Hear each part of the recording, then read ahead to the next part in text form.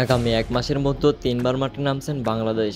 এর মধ্যে 2টি ফ্রেন্ডশিপ ম্যাচ এবং একটি এশিয়া কাপ বাছাই পর্বের ম্যাচ। এই ম্যাচগুলো কিন্তু আমরা অনেকেই লাইভ দেখতে পারি না। আজকের ভিডিওতে দেখাবো আপনি কিভাবে মোবাইল ফোনের মাধ্যমে খুব সহজেই সকল ধরনের খেলা লাইভ দেখবেন। অবশ্যই সম্পূর্ণ ভিডিও দেখে ভিডিওতে একটি লাইক দিয়ে চ্যানেলটাকে সাবস্ক্রাইব করে দিবেন। তো চলুন আর বেশি কথা না বলে আমরা মূল ভিডিওটি শুরু করি।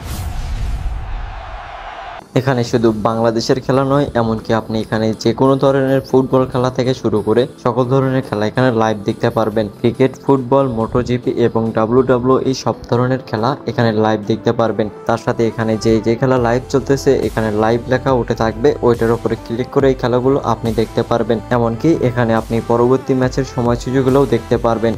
অর্থাৎ আগামী 2 দিনের মধ্যে কতগুলো ম্যাচ রয়েছে এগুলো আপনি এই অ্যাপ্লিকেশনে দেখতে পারবেন।